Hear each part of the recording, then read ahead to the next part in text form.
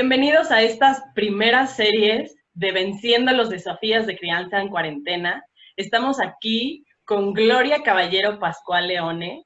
Ella es terapeuta, es psicóloga, experta en TDA, psicoterapia breve, terapia cognitivo-conductual, mindfulness. Ella trabajó en el ISSSTE durante 17 años, tratando de 14 a 15 pacientes diarios. Trabajó también en Hacienda como responsable del Servicio de Salud Mental. En el albergue del sismo del 85, escribió un libro llamado Implosión, Testimonios del Terremoto en México, de Editorial Diana, y participó en el libro Terremoto, Ausentes, Presentes, 20 años después, de Editorial Planeta, con el ensayo Inteligencia Emocional del Mexicano. Muchísimas gracias por estar aquí con nosotros, Gloria. Con mucho gusto estoy aquí con ustedes. Muchas gracias, Caro. Oye, Gloria, ¿y qué nos puedes contar tú, con toda tu experiencia, de cómo podemos motivar, ¿no? O sea, cómo pueden motivar las mamás a sus hijos para que ellos realmente sí quieran hacer sus tareas en vez de tomar medidas como enojos, castigos, o sea, sino que sí logremos que los hijos quieran hacer esas cosas? Bien. Dentro de mi trabajo con niños con TDA, podemos encajar de alguna manera a estos niños en una situación en donde se exacerban de alguna manera ciertas características que tienen todos los niños, pero que en estos niños tienen un problema en especial de las funciones ejecutivas. Las funciones ejecutivas en el cerebro son las responsables de tener una memoria de trabajo óptima, ¿sí? O que puedan los niños de alguna manera a meter a largo plazo esos aprendizajes que están aprendiendo en el momento, ¿sí? Sin embargo, los chicos con TDAH, ¿sí?, tienen ciertos problemas para tener esta memoria de modo óptimo y de alguna manera ellos olvidan los aprendizajes de manera frecuente.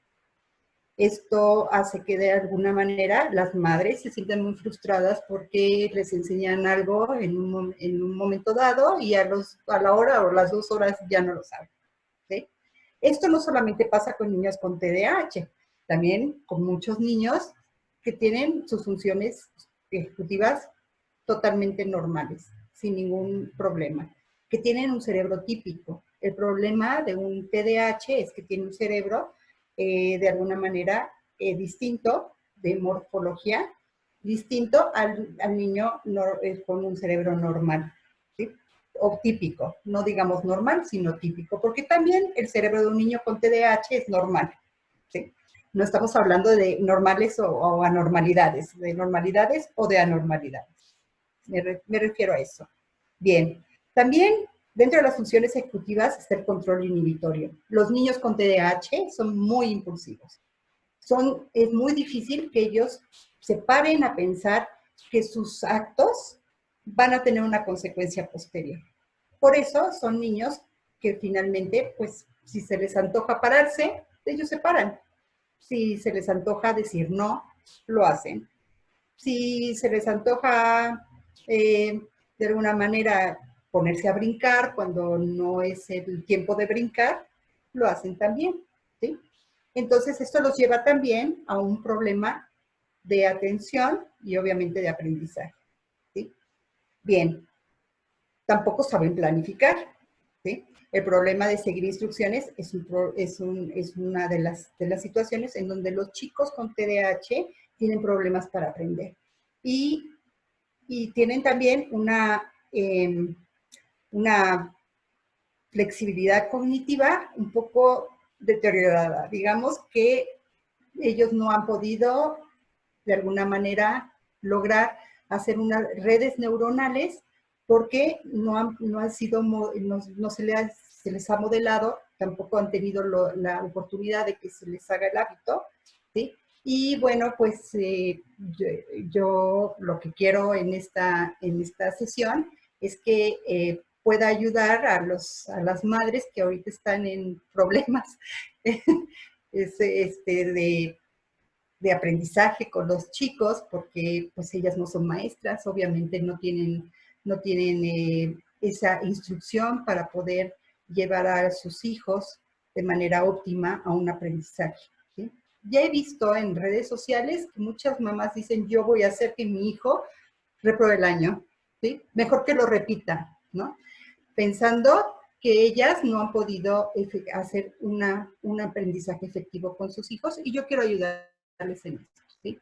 Bien, sea un niño con TDAH, un niño con un trastorno oposicionista desafiante, que también es un trastorno, o que sea un niño totalmente normal, ¿no? Estos tips que les voy a dar son como universales.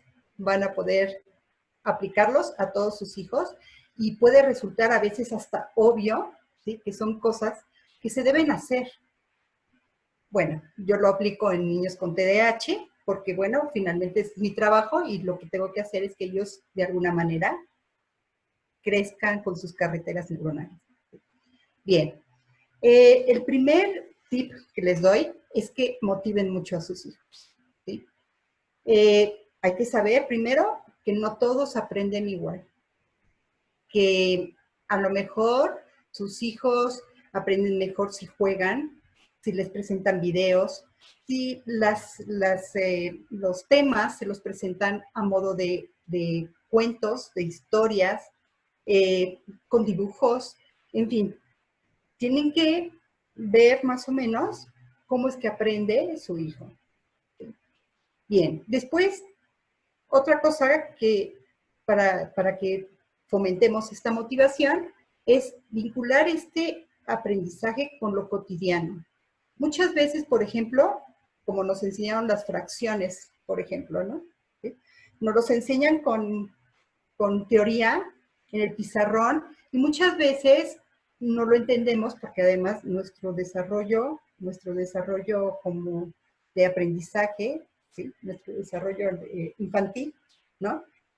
Es puntual y muchas veces nos enseñan fracciones cuando todavía no sabemos estas nociones de capacidades, por ejemplo, o de poder,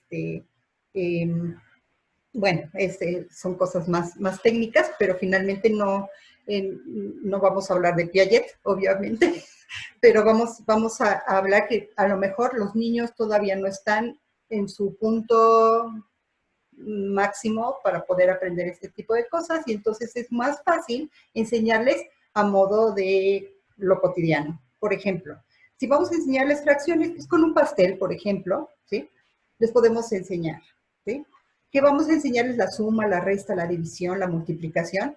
Pues mejor llevarlos a una tienda, ¿no? ¿Sí? Y hacer, a lo mejor jugar a que estamos en el súper y que el niño nos dé el cambio, en fin, ¿no? Hacer juegos prácticos de cotidianidad para que el niño sepa que esto tiene una aplicación en la vida cotidiana y que no es solamente teoría, ¿sí? ¿Cuántos niños no dicen yo, ¿para qué estoy aprendiendo esto? Y bueno, es esa falta de vincular la realidad con lo que están aprendiendo, ¿sí? Y esto los motiva muchísimo. Bien.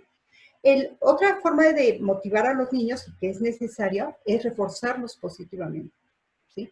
¿Qué es esto? Bueno, un movimiento de cabeza diciéndoles que sí, ¿no? O una palmada en el hombro, o una caricia, ¿no? O un abrazo, o un like, ¿no? Decirle, muy bien, tú lo hiciste muy bien, ¿sí? Esto desarrolla la confianza y obviamente los motiva muchísimo, ¿sí?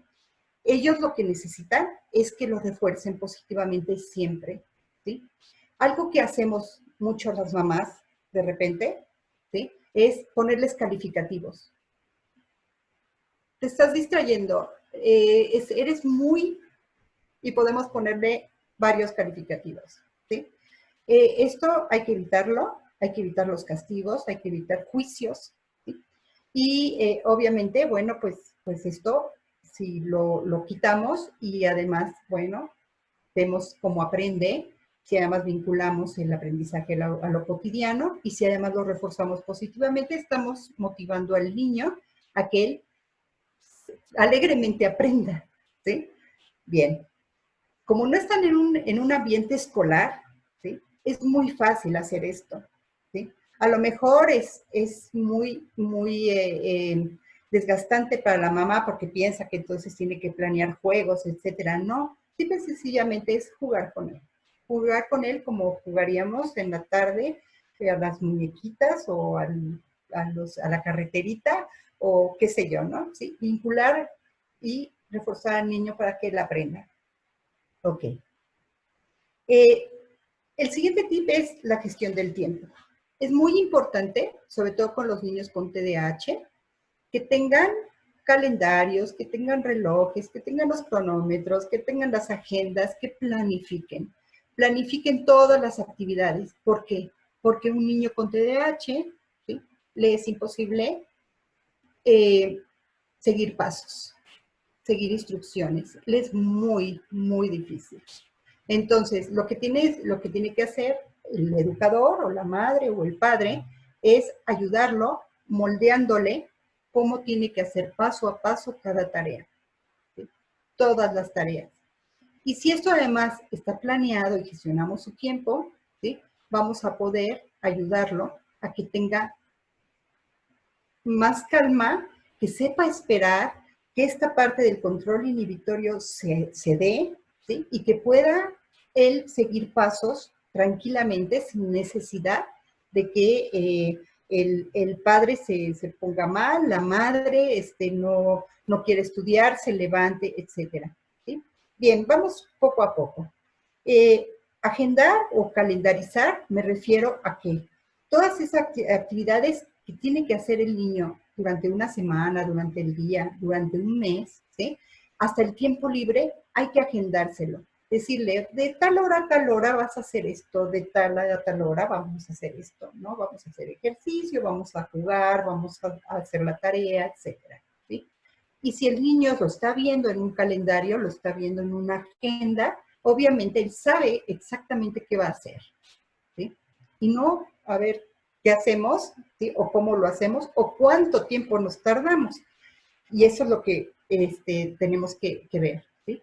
Hay que preparar totalmente lo necesario para hacer la tarea. Por ejemplo, no podemos sentar al niño y decirle, te faltó el cuaderno, el libro, el estuche, los colores, tráete aquí las tijeras. No.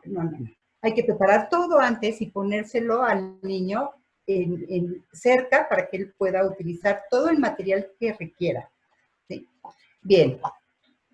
¿Cómo planificar el tiempo? Hay que calcular para hacer la tarea. Hay que calcular también el tiempo que se va a utilizar para hacer cualquier tarea de aprendizaje. Es muy importante, hay una técnica que se llama la técnica Pomodoro, ¿sí?, que es, Pomodoro es en italiano jitomate, y es porque el que lo inventó es un italiano que utilizó un cronómetro de esos que se usan para cocer los huevos duros, y yo tengo una por aquí, ahorita se los enseño. Este jitomatito, ¿sí?, que es un cronómetro, inventó esta técnica en donde tiene que poner 30 minutos, ¿sí? 30 minutos para hacer la tarea. El ser humano solo es capaz de sostener la atención 20 a 25 minutos. Una atención sostenida, en donde realmente aprende.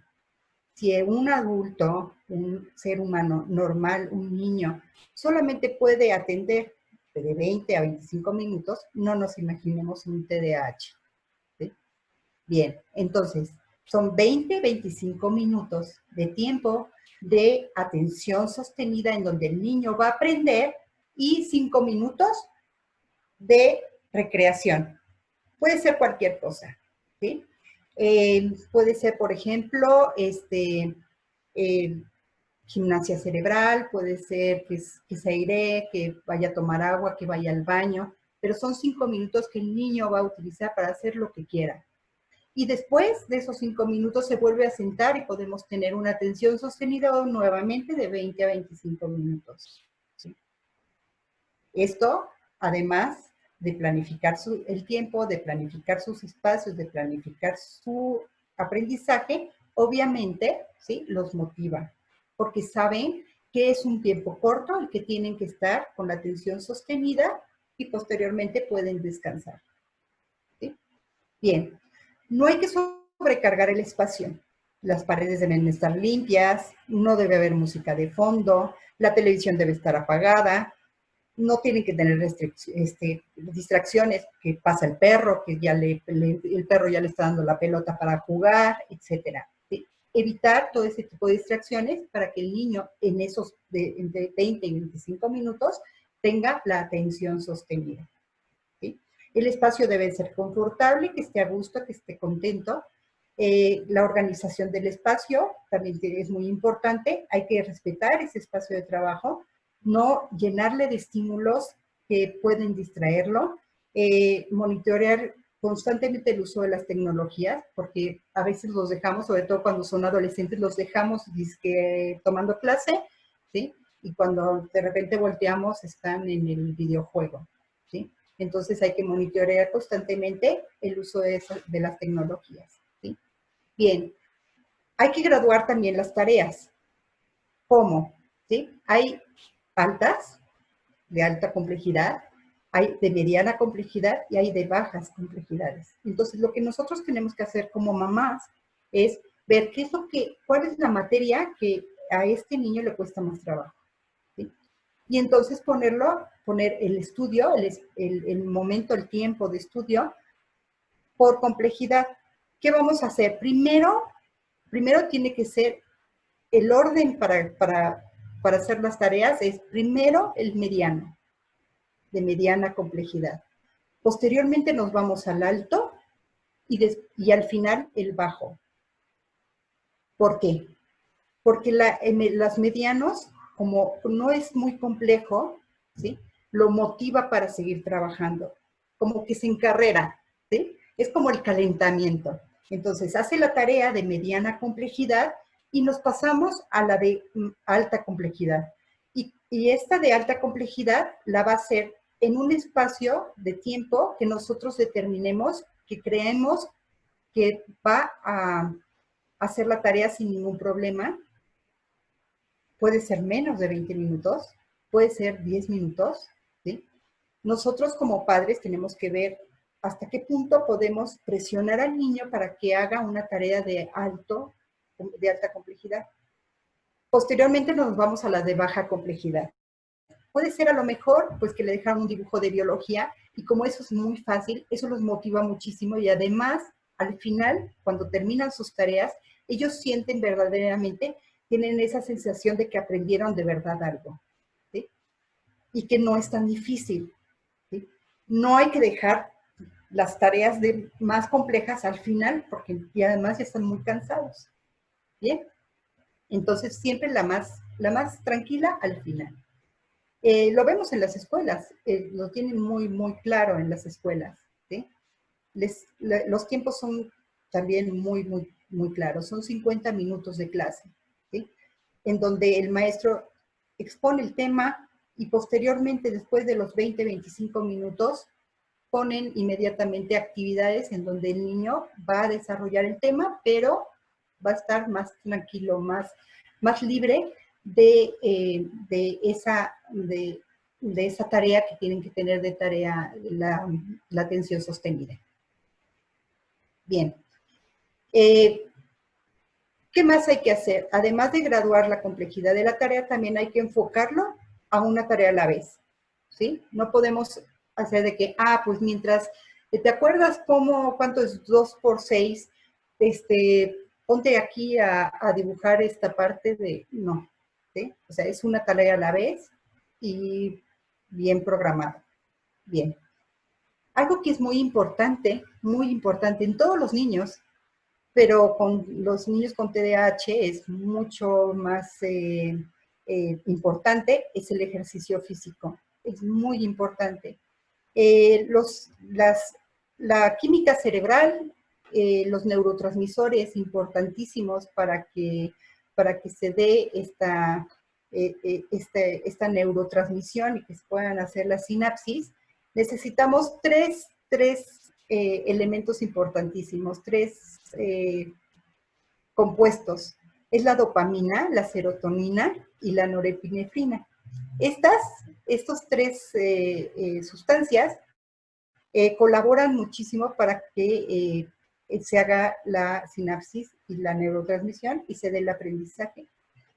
Pero casualmente, estas sustancias se generan con el ejercicio. Nosotros tenemos que hacer que los niños hagan ejercicio antes de ponerse a estudiar. ¿Qué puede ser? Bueno, puede ser a lo mejor estiramientos, activación cardiovascular, gimnasia cerebral, algo 5 o 10 minutos antes de ponerse a estudiar, hacer ejercicio, porque entonces se segregan estas sustancias que le van a ayudar muchísimo a sostener la atención y a estar muy, muy preparados física y mentalmente para poder estudiar. ¿Sí? Bien. Y finalmente, bueno, hay que identificar muy bien cuál es el estilo de aprendizaje de nuestros hijos. Si es auditivo, si es visual, si es kinestésico. Eso es muy importante, porque de esta manera nosotros estamos ayudando al niño a que aprenda de manera natural. En las escuelas ya lo saben, ¿sí? Muchas de las escuelas saben que los niños aprenden de distintas maneras y han adecuado sus programas para enseñarles a los niños los temas y las materias que tienen que aprender. Es decir, que si un niño es más auditivo que visual, tenemos que ponerle cosas que él tenga que escuchar, ¿no? Esos temas los tiene que escuchar más que verlos, ¿sí? Entonces, no podemos a un niño que aprende, sí podemos, pero porque se hace, pero tenemos que estimular también esa parte auditiva para que él aprenda con mayor facilidad, ¿sí? Bien, esto no quiere decir que solamente aprende a través del oído, sino que aprende de todas, pero es principalmente el oído. Entonces, vamos a poner en los aprendizajes todas las formas posibles para que el niño aprenda. ¿Sí? ¿Sí me explico? Ok. Pues esto es todo. No sé si tengas alguna pregunta. No, me queda todo clarísimo. Muchísimas gracias, Gloria. Para recapitular, o sea, son estos puntos que necesitamos motivarlo, ¿no? Con juegos, videos, cosas que observen, vinculándolo con algo de la vida diaria, ¿no? Para que sí le encuentren realmente la utilidad y la diversión de saber hacer eso, que también los hace sentir importantes. Refuerzo positivo, evitar calificativos, porque además luego se la creen y se compran Sí, claro. Gestión de tiempo, que ahí nos recomiendas la técnica Pomodoro, que además está muy buena para los niños tener la visualización del huevito, del jitomate, del relojcito de arena, o no sé, lo que se les ocurra a cada mamá, que también sirve muchísimo. Sí, claro. No sobrecargar el espacio para que no estén todos estimulados todo el tiempo, porque es justo lo que queremos bajar. Lo de las tareas, empezar primero por el nivel mediano para calentar motores, luego el alto, que ya medio los desgaste, y luego el bajo de, ya, descanso total, ¿no?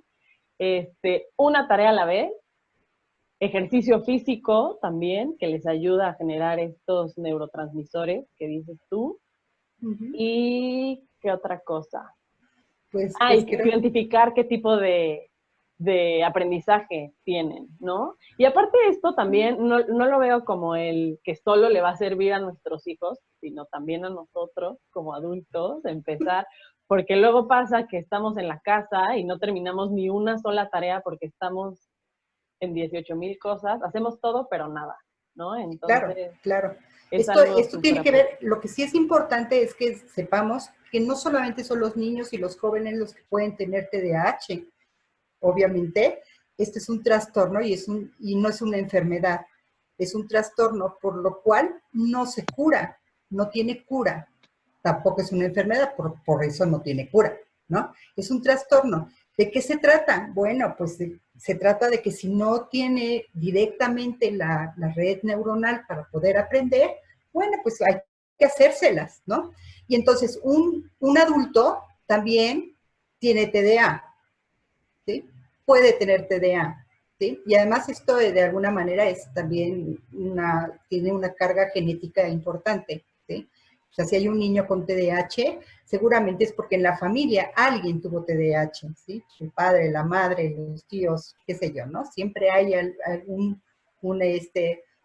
una carga genética hereditaria en este sentido, ¿sí? Y es simple y sencillamente la forma del cerebro.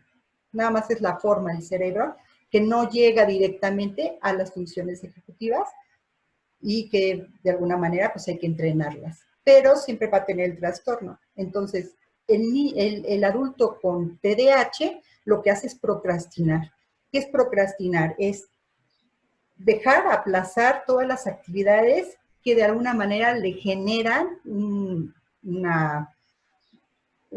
hastío, un cansancio, no le gusta porque no llega a la tarea de manera adecuada, porque se tarda mucho, porque es muy cansado, en fin. Entonces procrastinan. ¿Qué es eso?